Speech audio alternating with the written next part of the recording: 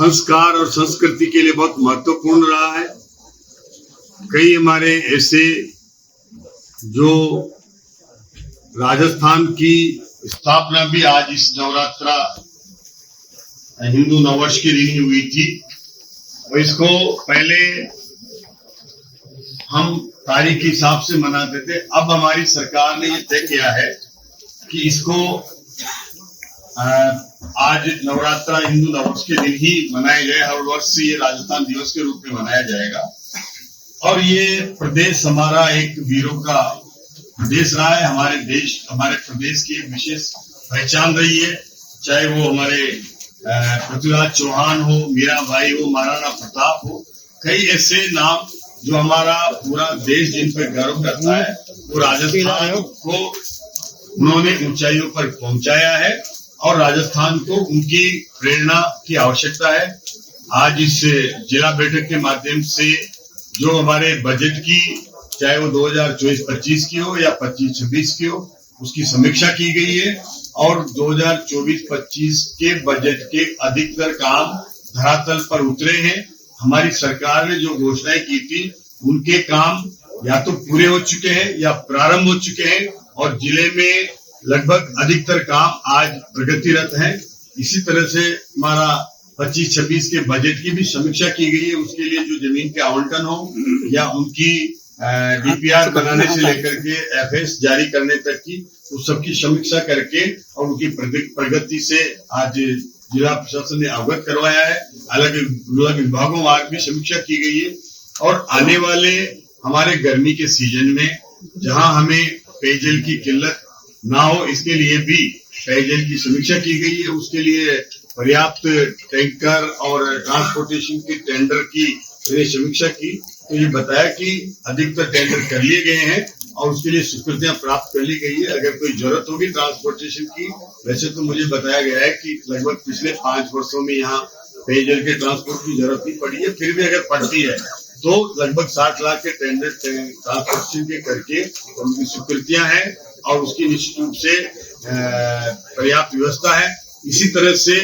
अगली गर्मियों को देखते हुए जो कंटीन्यूएंसी प्लान है पीएचडी के द्वारा बनाया गया है, उसकी भी स्वीकृतियां प्राप्त हो गई है। उसके लिए हैंडपंप हो, नल कूप हो, या फिर रिपेयर मेंटेनेंस के हमारे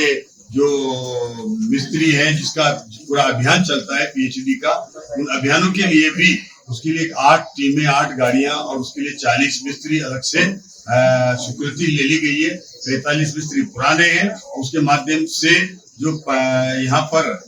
पर्याप्त मात्रा में, चाहे वो पाइप हो, हैंडपंप के रिपेयर के सामान हो, उनकी व्यवस्था की माकूल व्यवस्था है, और आने वाली गर्मी को देखते हुए पर्याप्त संख्या में वो रिपेयर मेंटेनेंस का अभियान चले, उसमें किसी तरह की कमी नहीं आए, इस बात के निर्देश दिए गए।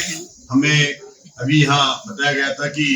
जो ट्यूबवेल खुदे हैं, उनके बिजली के कनेक्शन के लिए मैंने निर्देश दिए गए कि बिजली का कनेक्शन हमारे पीएचडी के जितने भी ट्यूबवेल हो, उनको बिना किसी चाहे वो पैसा जमा ना हो उनका, फिर भी उनको कनेक्शन दे दिया जाए। आने वाले समय में उनको समायोजित कर लिया जाएगा, ताकि गर्मी के समय अगर बजट के अभाव में कोई कनेक्शन रुके नहीं और पेयजल पर्याप्त मात्रा में पहुंचे। ये भी बिजली विभाग के अधिकारियों को निर्देश दिए हैं, और बिजली पर्याप्त मिले उसके लिए भी आज समीक्षा की गई है। और उसके माध्यम से आज हमारा, चाहे वो दिन में किसानों को बिजली देना हो या फिर हमारे उपभोक्ताओं को 24 घंटा बिजली मिले, उसके लिए माकूल व्यवस्था हो, उसके लिए कोई दिक्कत ना आए, इसके अधिकारियों को कहा है। और आने वाले समय में गर्मी की पूरी तैयारियों के साथ सभी विभागों को निर्देश दिए गए। शिक्षा विभाग में भी जो हमारा एसडीआरएफ से लेकर के जो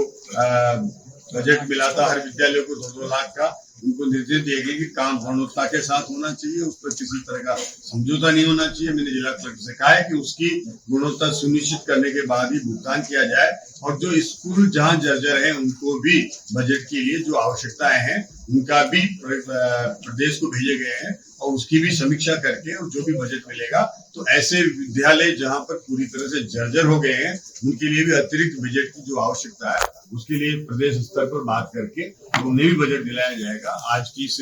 बैठक में चाहे वो पंच गौरव से संबंधित हमारे इस एक जिले में एक उत्पाद के माध्यम से यहाँ स्लेट के उत्पाद के लिए, उद्योगों के लिए राइजिंग राजस्थान के जो एमओयू थे उनको लेकर के भी बातचीत हुई है। जितने भी हमारे यहाँ एमओयू हैं उन पर समीक्षा की है और उनको ने जिला कलेक्टर को कहा है कि जो एमओयू धरातल पर उतर गए लगभग 250 करोड़ के, उसके अलावा जो रहे हैं बच्चे हैं 1500 करोड़ के एमओयू हुए थे, तो उन्हें भी समीक्षा करके उन औद्योगिक ऐसे जिन्होंने एमओयू किए हैं उनके साथ बातचीत की जाए और उनको भी धरातल उतारने के लिए उनके लिए क्या उनकी आवश्यकता है उसकी पूर्ति करने के लिए हमारी सरकार निरंतर प्रयास कर रही है, उसका प्रयास किया जाए। कोई पीएम सूर्य घर योजना जिसको भी लगानी है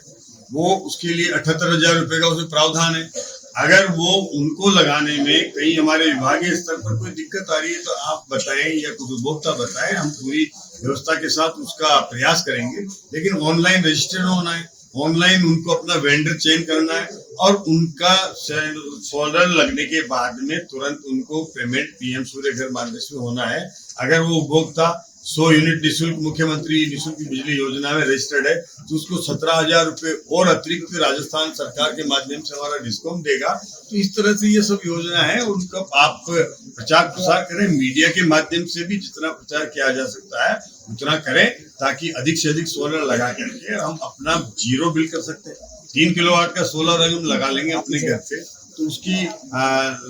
पूरा उसका बिल जीरो हो जाएगा और उसका 78,000 रुपए पीएम सूर्य घर के माध्यम से मिलेंगे, 17,000 हमारा राजस्थान सरकार से मिलेंगे, तो 98,000 की उसको जो सहायता मिलेगी उससे उसका घर का बिल हमेशा के लिए जीरो हो जाएगा। चर्चा हुई है, मैंने कहा है कि हमारे मुख्यमंत्री जी ने बजट में घोषणा की है कि हर तहसील मुख्यालय पर एक गौशाला खोली जाएगी जिसमें लगभग 500 गौवंश को रखा जाए। तो उस तरह से नगर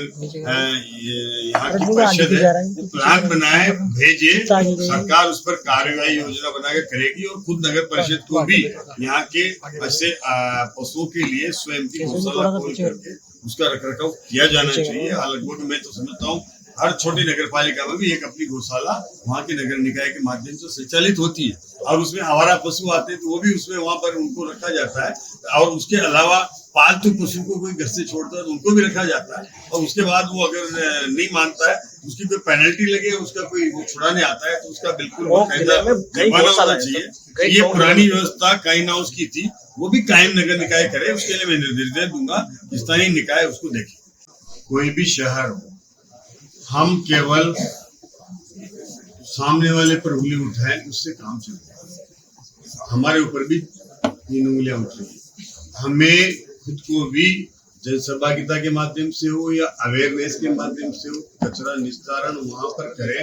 जहां पर उसके पॉइंट बने हुए हैं, वहां से कचरा उठता है। लेकिन हम कचरे को हर जगह डालेंगे तो उसमें भी हमें भी सुधार लाना पड़ेगा, हमारे भी स्वभाव में परिवर्तन लाना पड़ेगा। और जितना